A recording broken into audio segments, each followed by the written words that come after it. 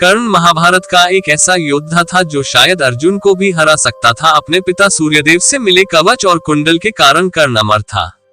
उसे कोई नहीं मार सकता था, लेकिन युद्ध के दौरान अर्जुन के हाथों से कर्ण मारा गया। इसके पीछे एक देवता का हाथ था। इंद्रदेव स्वर्गलोक के राजा और अर्जुन के पिता थे, जो अपने पुत्र की रक्षा करने के लिए कुछ भी कर सकते थे। इंद्रदेव को डर था कि युद्ध में कर्ण की शक्ति से अर्जुन पर विपत्ति आ सकती है। इसलिए युद्ध से एक दिन पहले इंद्रदेव साधु के भेष में कर्ण के पास गए और उन्होंने छल से कर्ण के कवच और कुंडल दान में मांग लिए। कर्ण को पता था कि ये दरअसल इंद्रदेव है, जो नहीं चाहते कि युद्ध में कर्ण की विजय हो। फिर भी कर्ण ने अपने कवच और कुंडल दान कर दिए और युद्ध में उसकी मृत्यु हो गई। और आज हम इस वीडियो में जानेंगे कि अब कोई इंद्रदेव की बात क्यों नहीं करता, उनकी पूजा क्यों नहीं की जाती। आज हम इंद्रदेव से जुड़ी कुछ ऐसी कहानियों के बारे में बात करेंगे जो आपको हैरान कर देंगे। लेकिन उससे पहले अगर आपको वीडियो पसंद आए तो वीडियो को लाइक और चैनल को सब्सक्राइब जरूर करें। इंद्रदेव, जिनका मुख्य अस्त्र वज्र है और जो सफेद हाथी ऐरावत की सवारी करते हैं। वेदों के अनुसार इंद्रदेव ने कई बार देवताओं को और पूरे स्वर्ग को अनेक राक्षसों से बचाया था। लेकिन जब एक बार वृत्रासुर नाम के एक खतरनाक राक्षस ने स्वर्ग को अपने कब्जे में कर लिया था, उसने साथ ही धरती से सारा पानी भी चुरा लिया था। उस समय इंद्रदेव ने ये प्रण लिया था कि वह स्वर्ग को जीतने के साथ पृथ्वी पे पानी भी लौटाएंगे। पर वृत्र को मारना इतना आसान नहीं था। उसे एक वरदान मिला हुआ था कि उसे किसी भी हथियार से हराया नहीं जा सकता था। देवताओं ने देवलोक की रक्षा के लिए वृत्रासुर पर अपने दिव्य अस्त्रों का प्रयोग किया, लेकिन सभी अस्त्र शस्त्र इसके कठोर शरीर से टकराकर टुकड़े टुकड़े हो रहे थे। अंत में देवराज इंद्र को अपने प्राण बचाकर भागना पड़ा। इंद्र भागकर ब्रह्मा, विष्णु एवं शिव के पास पहुंचे, लेकिन तीनों देवों ने कहा कि अभी संसार में ऐसा कोई अस्त्र शस्त्र नहीं है जिससे वृत्रासुर का वध हो सके। त्रिदेवों की ऐसी बातें सुनकर इंद्र मायूस हो गए। देवराज की दयनीय स्थिति देखकर भगवान शिव ने कहा कि पृथ्वी पर एक महामानव है, महर्षि दधीचि। इन्होंने तप साधना से अपनी हड्डियों को अत्यंत कठोर बना लिया है। इनसे निवेदन करो कि संसार के कल्याण हेतु अपनी हड्डियों का दान कर दे। इंद्र ने शिव की आज्ञा के अनुसार महर्षि दधीचि से हड्डियों का दान मांगा। महर्षि दधीचि ने संसार के कल्याण के लिए अपने प्राण त्याग दिए। देव शिल्पी विश्वकर्मा ने इनकी हड्डियों से इंद्रदेव के लिए वज्र नामक अस्त्र का निर्माण किया। इसके बाद इंद्र ने वृत्रासुर को युद्ध के लिए ललकारा। युद्ध में इंद्र ने वृत्रासुर पर वज्र का प्रहार किया, जिससे टकराकर वृत्रासुर का शरीर रेत की तरह बिखर गया। देवताओं का फिर से देवलोक पर अधिकार हो गया और संसार में धर्म का राज कायम हुआ। इस युद्ध के बाद इंद्रदेव ने धरती पर वर्षा के रूप में पानी लौटा दिया। तब से उन्हें बादलों और वर्षा का देवता माना जाता है। इंद्रदेव की पत्नी का नाम शची था। हालांकि उनके कई और संबंध भी थे। स्वर्ग के सबसे खूबसूरत बगीचे नंदन कानन में कल्पवृक्ष जैसे पेड़ थे। ये पेड़ किसी की भी कोई भी इच्छा पूरी करने के लिए जाने जाते थे। जहां एक तरफ इंद्रदेव के पास किसी भी चीज की कोई कमी नहीं थी, वहीं असुरों के पास हर चीज की कमी थी। इसलिए अक्सर स्वर्ग पे असुरों का आक्रमण हुआ करता था और इसके चलते इंद्रदेव अक्सर युद्ध में व्यस्त होते थे। ऐसा माना जाता है कि देवों की हमेशा विजय होती थी, लेकिन इंद्रदेव की कहानी में विजय के साथ पराजय के भी किस्से पाए जाते हैं। इसलिए जब भी असुरों का पलड़ा भारी होता, इंद्रदेव ब्रह्मा, विष्णु एवं शिव की सहायता मांगते थे। उनके सहारे इंद्रदेव स्वर्ग को वापस पा लेते थे। लेकिन जब भी उनका स्वर्ग लोक सभी खतरों से सुरक्षित होता, तब भी देवराज इंद्र को हमेशा अपने पद को खोने की चिंता लगी रहती थी। उनके इस डर का कारण एक मशहूर प्रथा थी। इस प्रथा के चलते कोई भी इंसान या देवता 100 अश्वमेध यज्ञ करने से इंद्र की पदवी पा सकता था। इसलिए इंद्रदेव कभी भी पूरी तरह से निश्चिंत नहीं महसूस करते थे।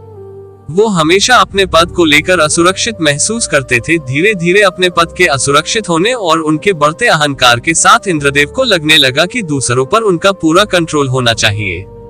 उन्होंने देवताओं के साथ पृथ्वी के लोगों में भी अपना डर फैलाना शुरू कर दिया।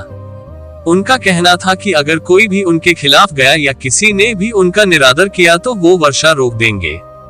अपनी फसलें बचाने के लिए पृथ्वी लोक के वासियों ने इंद्रदेव की पूजा करनी शुरू कर दी।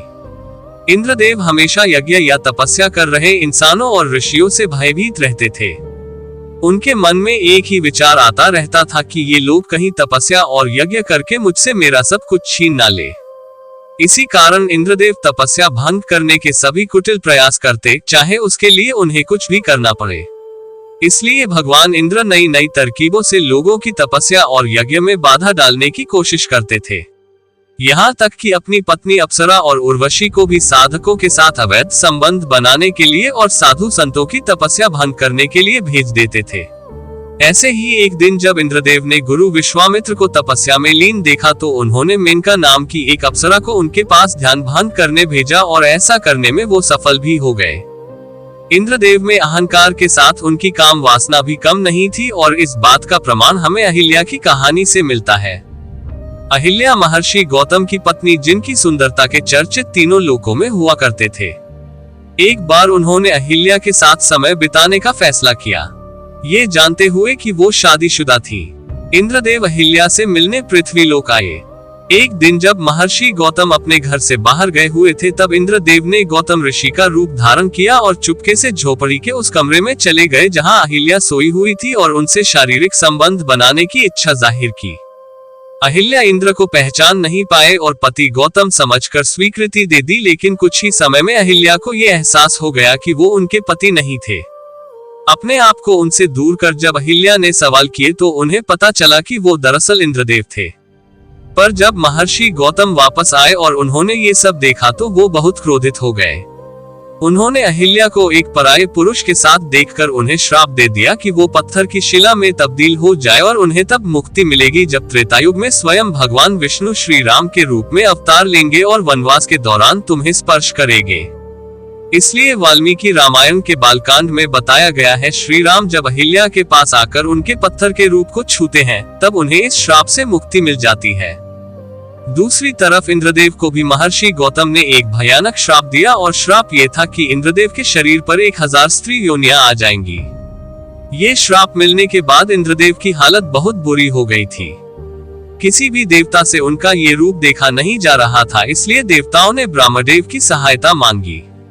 ब्रह्मदेव के कहने पर इंद्रदेव ने शिवजी का ध्यान किया और शिवजी ने खुश होकर इंद्रदेव के शरीर की योनियों को आंखों में बदल दिया।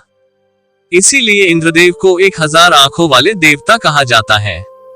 इंद्रदेव को इस श्राप से मुक्ति मिल गई, पर इन्हीं सब के कारण धीरे धीरे उनकी महत्वता कम होने लगी। यही कारण है कि पुराणों, रामायण और महाभारत जैसे महाकाव्यों में उनकी ईर्ष्या साफ नजर आती थी।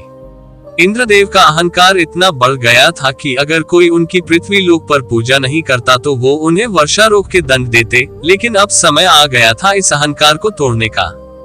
वृंदावन में एक दिन बहुत बड़ी पूजा की तैयारी की जा रही थी। वहां रहने वाले 7 साल के श्री कृष्ण के मन में प्रश्न आया कि आखिर ये सब किस देवता को प्रसन्न करने की कोशिश है। तभी उन्हें वृंदावन के लोगों ने बताया कि यह पूजा इंद्रदेव के लिए की जा रही थी ताकि वर्षा होती रहे। तब श्री कृष्ण फिर से पूछते हैं कि इंद्रदेव की पूजा क्यों करेंगे, तो उन्हें बताते हैं कि इंद्रदेव वर्षा करते हैं और उस वर्षा की वजह से अन्न की पैदावार अच्छी होती है, जिससे हमारी गाय के लिए चारा उपलब्ध होता है। तब श्री कृष्ण ने कहा कि इंद्रदेव का वर्षा करना कर्तव्य है, इसलिए उनकी पूजा की जगह गोवर्धन पर्वत की पूजा करनी चाहिए, क्योंकि गोवर्धन पर्वत पर गाय चरती है। इसके बाद सभी ब्रजवासी इंद्रदेव की जगह गोवर्धन पर्वत की पूजा करने लगे। इससे इंद्रदेव नाराज हो गए और क्रोध में आकर मूसलाधार बारिश करने लगे, जिस वजह से हर तरफ कोहराम मच गया। वृंदावन में भयंकर बाढ़ आ गई। सभी ने अपनी जान बचाने के लिए श्री कृष्ण से मदद मांगी। तब श्री कृष्ण ने इंद्रदेव का अहंकार तोड़ने के लिए गोवर्धन पर्वत को अपनी सबसे छोटी उंगली पर उठा लिया और सभी वृंदावन वासियों और पशु पक्षियों को गोवर्धन पर्वत के नीचे शरण मिला। वृंदावन में 7 दिन तक लगातार बारिश हुई और श्री कृष्ण ने गोवर्धन पर्वत के नीचे सभी की रक्षा की। इंद्रदेव की सभी कोशिशें नाकाम हुई, जिसके बाद इंद्रदेव को अपनी गलती का एहसास हुआ। उन्होंने श्री कृष्ण से माफी मांगी और अंत में बारिश रोक दिया था। उस समय से आज तक श्री कृष्ण के कहने पर आज तक स्वर्ग के देवता इंद्रदेव की जगह गोवर्धन पर्वत की पूजा करना शुरू कर दिया था और ये प्रथा आज तक चल रही है। इंद्रदेव की कहानी से ये समझा जा सकता है कि कोई भी कितना ही शक्तिशाली क्यों न हो, अहंकार सब कुछ खत्म कर देता है। और ऐसे ही इंटरेस्टिंग वीडियो देखते रहने के लिए चैनल को सब्सक्राइब जरूर करें।